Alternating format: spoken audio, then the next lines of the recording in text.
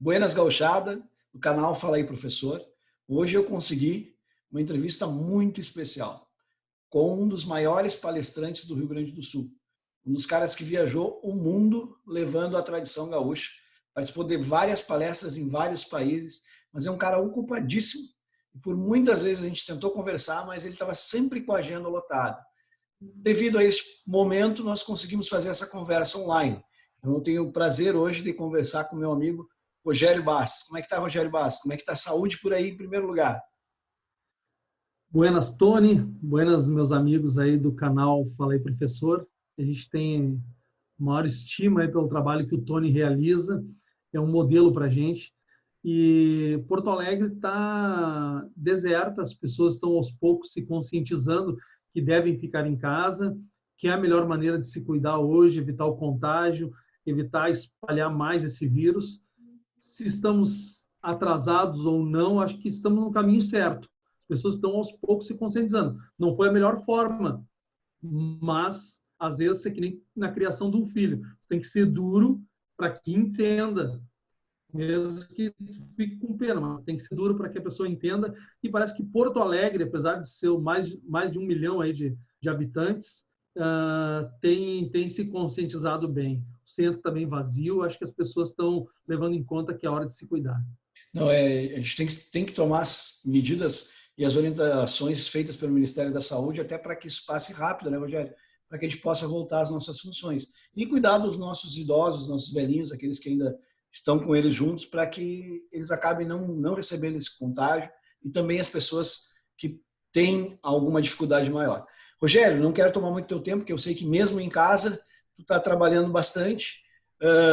Como é que é para um cara que viaja tanto, que faz tantas palestras, está sempre tão requisitado, dar essa parada e fazer um trabalho de casa? Como é que é esse momento para ti? Como é que tu está te organizando? Esse é um momento, acho que para todos, né, Tony, de introspecção, de parar, olhar para si, repensar a sua vida, repensar valores, repensar coisas que estávamos fazendo, se estávamos indo pelo caminho certo ou não. Mas essa parada para a gente foi providencial. A Lili está terminando o TCC dela de jornalismo na Uniriter e está falando sobre um tema muito importante que vai servir para a gente mais tarde, que é a importância do grande rodeio Coringa na difusão do tradicionalismo. Por que nos tempos, o próprio Lessa já dizia isso, por que nos tempos do Partenon literário, por que nos tempos Sesimbra Jacques e os Grêmios Gaúchos, ou no regionalismo literário dos anos 20, não teve a potencialidade de divulgação das tradições gaúchas, como o tradicionalismo a partir dos anos 50 teve? Bom, então ela está trabalhando a questão da comunicação, e o Grande Rodeio Coringa entra nessa. Nós, pensando nisso, nós temos um tempo também no programa Identidade Gaúcha, que vinha numa crescente, mas vamos retornar com ele, com certeza, porque muitos artistas, muitas pessoas intelectuais importantes, como Joselito Zala, por exemplo, que é um dos intelectuais que a gente está trabalhando aí, Barbosa Lessa, entrou no programa, Luiz Carlos Borges, tanta gente que falou conosco porque queria participar da identidade, porque ele conseguia chegar no maior número de pessoas. Eu acho que o caminho que o Lessa previu, que nós estamos vivendo esse momento agora, né? Esse momento que tu aí está vivendo da tecnologia, o Lessa disse, a cada 30 anos surge um ismo diferente. O último tinha sido nos anos 80, com nativismo musical, com Borghettini, toda aquela turma, e agora a nossa geração, com essa gurizada, unindo a tecnologia com a tradição, nós estamos vivendo um outro momento desde 2010, mais ou menos. Então, é em cima disso que a gente está trabalhando e aproveitando esse tempo aí que deu essa parada. Estamos fazendo alguns livros também que entraram para a diagramação, estamos construindo. Tu tem um trabalho conosco, tu e o Jefferson Camilo, Dom Camilo, tem um trabalho com a gente, então estamos trabalhando também em cima disso. Que bom, que bom. Vocês dois estão sempre produzindo algum conteúdo de valor ou auxiliando alguém, colocando a tradição gaúcha em evidência. Isso é muito bom, Rogério. Rogério, todo mundo te conhece. É impossível não conhecer o Rogério Bastos hoje a nível de tradicionalismo no Brasil e no mundo. Mas algumas pessoas que aqui adentram pela primeira vez no canal Fala aí Professor, que é um canal projetado para instrutores de dança, às vezes podem não ter conhecido, não ter o privilégio de saber, sabe quem é o nome, mas não junta o nome à pessoa. Então, como é tua trajetória? Quem é Rogério Bastos, que saiu aqui de Bagé para o mundo. Como é que tu começou? Conta um pouquinho da nossa trajetória. Eu sei que a tua trajetória é imensa, mas tenta reduzir ela um pouquinho para as pessoas se conhecerem um pouquinho melhor. Bom, Tony, a minha base de tradicionalismo vem realmente do homem tradicional, o homem do campo, que meu pai era esse cara que depois veio para a cidade. Então, meu pai era laçador, um homem muito campeiro, e o meu avô já era da área do tradicionalismo mesmo, porque ele era associado a um CTG em Bagé, que era o Sentinela da Fronteira, e também o 93. O meu pai nos introduziu ao tradicionalismo aqui em Porto Alegre, porque sentia falta dessa coisa, encontrou amigos, começou a fazer cavalgadas, ia ao rodeio, e o meu irmão, que é deficiente auditivo, é surdo, já dançava num grupo especial com folclore, com a professora Leda Salve, com danças do folclore para surdos, e o meu irmão me incentivou a ir ao CTG. Bom, a partir disso aí entrei em patronagem, curso de dança, já virei professor de dança, e com o tempo o CTG se filiou ao MTG. E nessa filiação foi providencial porque foi o divisor de águas. A partir do momento em que eu fui no primeiro congresso tradicionalista, em 1991, em Júlio de Castilhos, e na viagem eu conheci Barbosa Lessa, ali a minha vida começou a mudar. Eu viajei o tempo todo contando para ele que eu queria conhecer ele. Tu vê como é que é hoje que tu tem o acesso na internet. Quem é Tony Cid Pereira? Tu bota ali, tem teu perfil no LinkedIn, Instagram, tem teu perfil no Facebook, acho que no Orkut, mas foi extinto, mas Sim. deveria ter. Então, há muito tempo já encontrava quem era o Tony. Na nossa época, não. Nós somos uma geração que passou do século XX para o XXI e está vivendo todas as mudanças tecnológicas. E eu não conhecia o Lessa pessoalmente. E eu viajei com ele sem saber. Ele estava todo de terno, todo social. E de noite, na abertura, assim, pilchado, passou por mim e a partir dali nasceu uma amizade. E ao nascer essa amizade, mudou totalmente a minha visão do tradicionalismo de só dançar ou de só laçar, só andar a cavalo. Não. Ele me levou para essa área mais cultural, para aprender, para entender o significado, saber por que se está ali, por que se faz isso, por que não se faz aquilo. Então, foi um grande aprendizado. Claro que nunca deixei de lado a própria dança, né? Nós fizemos curso junto com o Paixão, quando foi introduzido a Chegas, o caderno número 9, nos anos 90 ali. Então, eu vivi as danças até 2010, quando aí eu larguei dança de vez e aí me dediquei aos estudos, realmente, praticamente só aos estudos. E aí começou muita viagem, como tu disse, muitas palestras, as pessoas para adquirir o conhecimento. Às vezes eu me chateio um pouco, porque eu vou em alguns lugares e as pessoas só querem cumprir a tabela. Não precisava de uma palestra, porque tinha que ter um palestrante por causa do certificado do concurso. Aí eu sinto que ali a minha presença nem valia a pena. Nem a tua, nem a minha. Podia ser um bate-papo ali das pessoas, uma conversa, um fogo de chão, como o Lessa dizia, mas não de um investimento de levar uma pessoa, às vezes, em lugares distantes só para cumprir tabela. Porque eu acho que tem que haver esse debate, essa conversa e as pessoas entenderem as coisas, porque senão vai ser um vazio, e aonde há esse vazio, em pouco tempo pode tudo se terminar. Perfeito. Rogério, tu citaste o Lessa, que tiveste essa oportunidade de ficar em contato com ele, mas eu sei que tu tiveste na tua trajetória, não é sorte, né? Porque para mim sorte é preparo e oportunidade, então tu estavas preparado, tiveste essa oportunidade, tu conseguiste trabalhar e conviver com pessoas como Nico Fagundes, como a Dona Lilian Argentina. Como é que foi essa trajetória e esse contato? Teoricamente, tu é um cara muito novo em relação a eles, estudiosos de longa data, vamos dizer assim, pessoas mais antigas, com um vasto conhecimento, tu conseguir conviver e, digamos que trabalhar não vou dizer de igual para igual, porque a gente sempre é fã deles, né? Mas conseguir trocar ideia e trocar informação com eles. Como é que foi esse convívio? Como é que tu conseguiu? Assim? Tu vê, Tony, é tão interessante isso. É como tu ter um amigo aqui aí na vila e daqui a pouco ele está jogando futebol e vai para o exterior. Todo mundo, o craque, mas ele é o teu amigo. Né? E no tradicionalismo tem isso. Os nossos ídolos estão muito próximos da gente. Eu fui para a China, eu fui com o Dr. Edson Dutra, dos Serranos, eu viajei com o Rodrigo Munari, que eu assistia na televisão, cantou na Hebe, cantou num monte de programas. E ele estava ali comigo, conversando, um bate-papo super legal. O Nico, tio Nico, como tanta gente conhece, porque era o cara que convivia ali no CTG, mas era o ídolo da televisão, do galpão crioulo, e na nossa época, muitos cursos para a gente fazer, muito aprendizado, e o Nico era esse intelectual. O Lessa acaba me indicando, me dando a ideia que eu deveria trabalhar com comunicação ou com história. E eu entrei para a faculdade de História, acabei me formando, e no dia da minha formatura, eu fui convidado para ser diretor da Fundação Cultural Gaúcha do MTG, da qual eu fui por 10 anos. E ali houve uma consolidação, porque tivemos a oportunidade de ajudar pessoas que naquele momento a gente tinha a oportunidade de ajudar, interferir em momentos da história que a gente podia interferir, porque se estudou para isso, como tema, por exemplo, da Semana Farroupilha do Rio Grande do Sul, de 2013. Quando que eu ia pensar que aquele guri que estava lá em 79, puxado no colégio, ia estar dizendo o tema da Semana Farroupilha do Rio Grande do Sul? Ou mesmo em 2018, quando foram 2 vezes aos Estados Unidos, aquilo para mim era uma utopia. Para mim, ir para o exterior era ir em Rivera, em Santana do Livramento, verdade, atravessar para o outro lado da avenida. Pô, estava no exterior. Aí um dia eu já fui na Argentina, passei lá em Paso de los Libres, mas nunca aquele mecânico vindo lá das Palmas, o Virgiliano Bastos, pensou que o filho dele iria fazer quase toda a América Latina, desde o Machu Picchu, Chile, no Peru, Argentina, iria aos Estados Unidos, iria na China, na Alemanha. Então, é um orgulho poder fazer isso.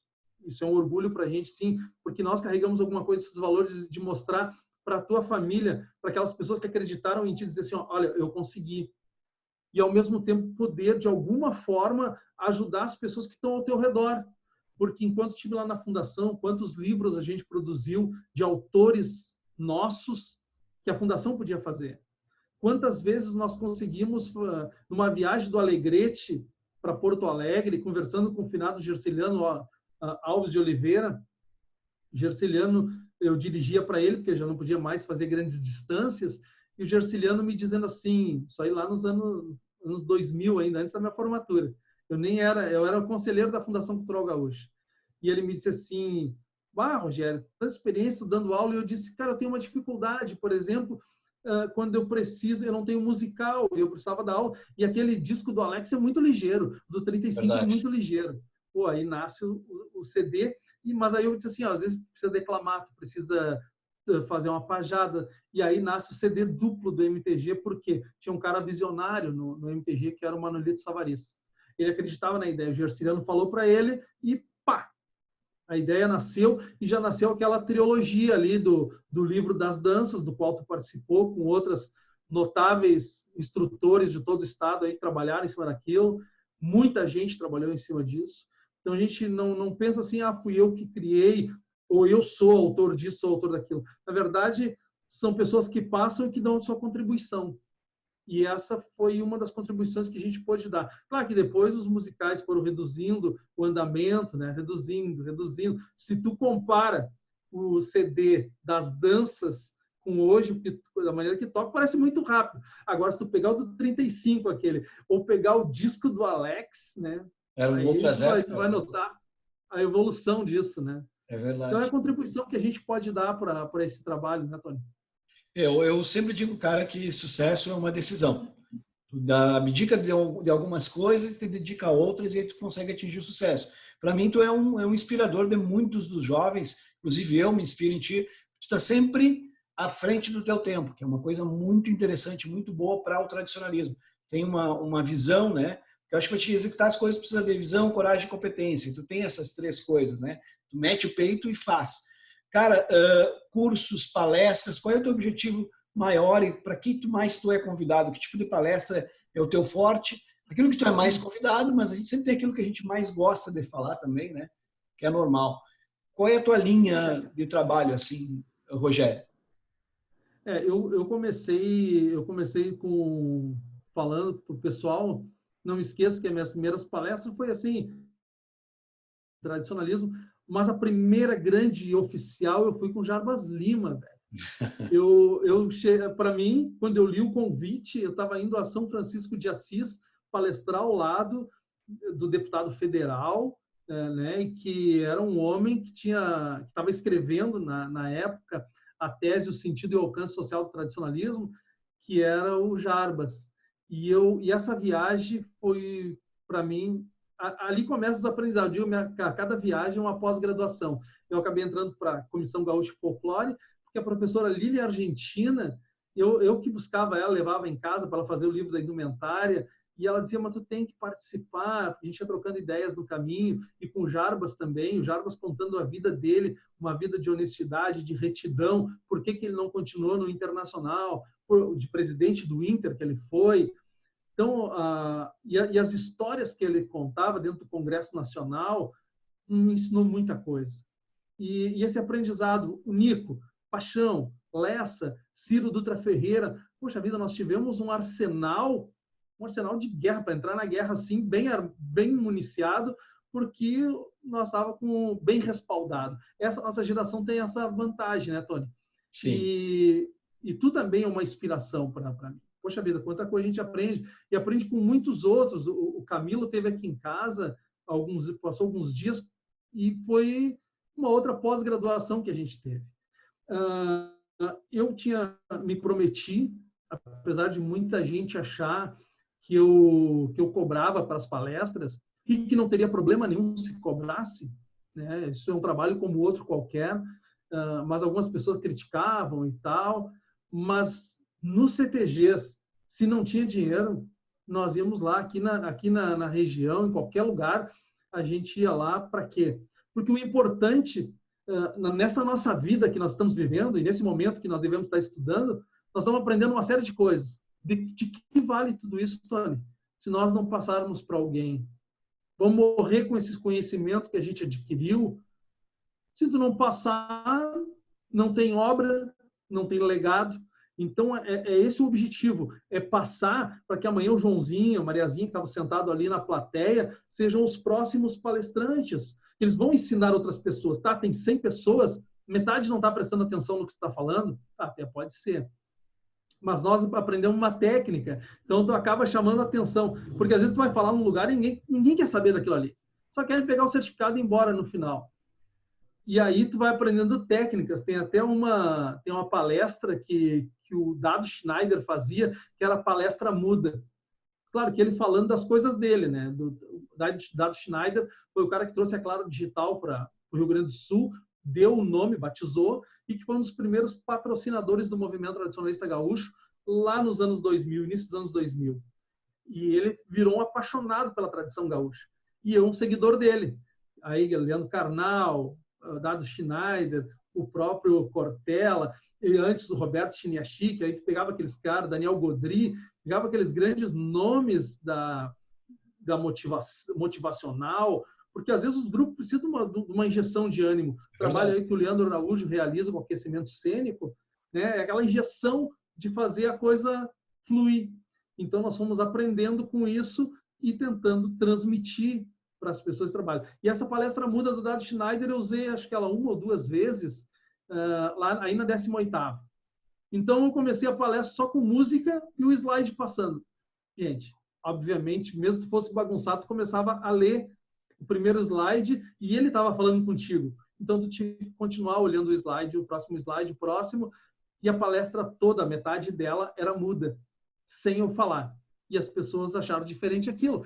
Mas é que nesse mundo, muito pouco, quase nada se cria. Mas se tu pesquisar coisas interessantes e que chamam a atenção, leva isso para o teu meio. E o próprio trabalho de gestão nos CTGs, tem que copiar as empresas que estão dando certo, como é que ela funciona, como é que o CTG está dando certo e fazer isso. Nós tivemos recentemente, antes da crise aí do isolamento do coronavírus, tivemos em Santa Catarina falando sobre ética e a Lili falando sobre chimarrão. Poxa, nós tínhamos um público seleto, entre eles estava a Edneia, que é uma das colaboradoras aí do canal. E quanto aprendizado com a Edneia a gente tem, quanto aprendizado com o Rinaldo, que falou há pouco tempo, todos os professores aí, o Dom Camilo, pode ser o Alexandre Euric, todo esse pessoal que dá a sua contribuição. Imagina se nenhum deles desse essa contribuição. Vai ter gente que vai dizer, o Tony tem um canal, né? Ele quer se exibir com o canal do Fala aí, professor. Por que eu não fiz um canal também? E fui trabalhar, porque o que tu está fazendo é levar o conhecimento para as pessoas. Porque se tu morrer com o teu conhecimento, eu com o meu, se Einstein morresse com o conhecimento dele, né, quanto nós perderíamos? Então, isso é fundamental. É o que a gente tem feito quando as pessoas nos chamam, independente de onde for. Imagina, nós fomos na China, nós fomos na Alemanha, fomos nos Estados Unidos, pela América Latina, vários países, e continuaremos fazendo esse trabalho, porque a gente ajuda na Confederação Brasileira da Tradição Gaúcha, ajuda na Confederação Internacional, ajudamos na Comissão Gaúcha de Folclore, e tudo isso voluntariamente, dando a nossa contribuição com aquilo que nós temos de mais caro, que é o nosso tempo, que uma vez doado não volta mais, né? É verdade. Rogério, está muito bom o nosso papo, mas vai ficando alongado e eu sei que tem alguns compromissos. Mas eu vou te fazer uma pergunta. Fizeste muitos cursos para atingir essa percepção que tu tem hoje? Porque, que nem tu falasse do canal agora, no canal Folclore Professor, nós usamos todas as ferramentas que nós temos disponíveis hoje, né, para atingir o tradicionalismo e multiplicar o conhecimento. Mas para isso tu precisou fazer alguns cursos, além de se formar em história, como tu falou agora, e fazer parte de vários grupos de estudos em vários locais diferentes, né, e auxiliando alguns. Tu fizeste alguns cursos específicos para a área de palestrante? Tu chegou a fazer oficina para isso aí? Não vou dizer que é dom, porque eu sei que tu te prepara, né? E aí eu vou estar te ofendendo. Eu sei que toda vez que tu vai fazer uma palestra, tu te prepara bem para ela. Mas tu chegou a fazer alguns cursos de especialização nessa área? Buscou isso aí? Com certeza, Tony, porque tu lembra que em 2003 começaram o CFOR, né? Curso de Formação Tradicionalista da MTG. E eu fui convidado para fazer parte de um time onde tinha o Manuelito Savariz, Jarbas Lima, Ciro Dutra Ferreira, Josemar Basso, que era da Office Marketing, e batia uma turma de peso. E eu estava incluído numa das atividades. Com o tempo, eu fui dando a palestra do outro. Quando eu vi, eu substituí todos eles. Isso ainda em 2003. E quando começou 2003, eu não sabia fazer um PowerPoint direito. Eu não sabia toda a ferramenta, eu tive que aprender a usar bem o PowerPoint, aprender a usar outras ferramentas, e aí fui fazendo cursos no Senac, na internet, cursos EAD, e buscando outros palestrantes, outras pessoas que tinham que ser boas, porque eu não podia chegar na frente da plateia e ler o slide. Poxa vida, para ler o slide, então eu faço a palestra muda, aquela, mas a muda é assim, ó, é uma palavra, duas em cada slide. Mas tem gente que lota de texto de cima a baixo com a fonte 18. Então o cara não consegue nem ler. Então tem que entender, se te colocar no lugar da plateia e entender, para isso é bom ou isso é ruim? Isso aí tá me dando sono. Nós sempre usamos aquela assim do palestrante, meu, acorda o cara aí. Aí o outro olha para o lado e diz assim, acorda tu que fez ele dormir. É verdade. Porque se nós não fizermos alguma coisa atrativa, interessante, tu põe a plateia para dormir. E tu precisa aquela interação permanente. E eu vejo as tuas palestras e eu acho muito legal as interações que tu faz, a movimentação, que tu não para. Tem técnica para fazer aquilo ali. Uma palestra, tu não vai assim, eu vou lá falar, bater um papo com as pessoas. Não. Tu vai lá introduzir alguma coisa na mente delas.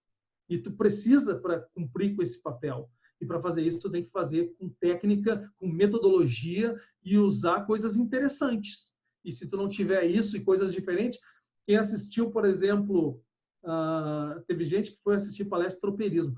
Quando começou o tropeirismo como tema da Semana Farroupilha, eu não sabia, eu achava que sabia alguma coisa, porque eu tinha lido sobre Cristóvão Pereira de Abreu. Depois que eu tive uma aula com Walter Fraga Nunes, o Zoreia, que nós fomos lá para dentro do açoite a cavalo deles, lá entre Rolante e Taquara, e ficamos lá aprendendo desde arriar mula, aprender todo o sistema para depois ir falar, depois dizer assim, ó, que ano o Cristóvão Pereira de Abreu foi considerado tropeiro, porque ele foi lá construir Rio Grande. Isso foi em 1732 a 1737, construiu forte para a chegada do brigadeiro. Tá, mas e antes, quem é que trouxe o gado para cá? 1626, quando fizeram a primeira das reduções. Alguém trouxe em 1634 o gado. Bom, então como é que ele trouxe? Choveu gado aqui? Não, eles tropearam gado. Opa, então Cristóvão Pereira de Abreu, ele pode ser oficialmente o primeiro português e tal, que, né, oficialmente o primeiro tropeiro, mas antes já teve tropeada. Como é que trazia o ouro de Potosí? Como é que fazia isso? Bom, então aí tu teve que reestudar tudo, reaprender para poder dar uma palestra. E as pessoas acham que assim, não, dá uma palestra, tu pega um livro ali, dá uma lida, joga umas coisas na internet e faz. Não, é muito estudo. Uma palestra leva às vezes mais de uma semana, às vezes um mês para te montar toda ela, para poder fazer com que as pessoas compreendam a mensagem. Perfeito, é muito bom ouvir isso, até porque a citação tua foi perfeita. Muita gente acredita que é chegar ali, colocar o PowerPoint e seguir lendo o que está ali. Na verdade, uma palestra não é isso. Rogério, vou te agradecer muito por esse momento aqui, deixar à disposição para ti todo o projeto do Fala aí Professor, Instagram, Facebook, canal do YouTube. A hora que tu precisar, linkar com a tua rádio e precisar usar algum material, está à tua disposição. Assim como tu quiser produzir algum vídeo, algum material de história, que é a tua área, e o que tu gosta, também quiser mandar alguns vídeos, a gente fica muito faceiro em colocar ali. Vou te agradecer, deixar tu te despedir, depois eu me despeço aqui. Eu quero agradecer o espaço, Tony, porque eu sou um grande admirador do teu trabalho. Aliás, no Identidade Gaúcha, tua presença no programa deu uma audiência fantástica. Quero te agradecer por ter atendido o nosso pedido também, ter vindo até aqui a nossa casa, onde nós fazíamos o programa. E quero dizer para as pessoas que sigam se cuidando e que isso não seja de agora, por causa do coronavírus. Que isso sirva para a vida, que nós nos preocupemos com o próximo, que nós tenhamos cuidado com a nossa saúde, com a nossa higienização, o cuidado de lavar sempre as mãos. Parece que isso aqui foi uma brincadeira para nos dizer, tu não lava direito as tuas mãos. Eu teria várias histórias para contar de coisas que eu assisti de pessoas que não lavavam as mãos, mas que agora o coronavírus obriga. Mas que não seja só uma obrigação, Tony, que isso seja para a nossa vida, para que levemos adiante e passemos para a próxima geração. Que esse problema de hoje seja um ensinamento para amanhã, que é o que nada mais, nada menos do que nós fazemos. Pegamos a nossa história e vemos o que erramos para que no futuro não venhamos a cometer os mesmos erros. Muito obrigado pelo carinho, pela atenção de sempre, e saiba que aqui tens um grande admirador na nossa família. Obrigado. Bom, pessoal, encerramos então essa entrevista com o Rogério, deixei ele trabalhar um pouco mais. Espero que vocês tenham gostado. Deixe seu comentário aqui no vídeo, certo? Aqui embaixo, que a gente vai respondendo aos poucos. Vou deixar também os contatos das redes sociais do Rogério, para você entrar em contato caso você precise de alguma coisa, uma palestra, até conversar com ele, algum material. Esse cara tem muito material, então, e ele fica sempre à disposição, tem o coração aberto. Um grande abraço a todos e fala aí, professor.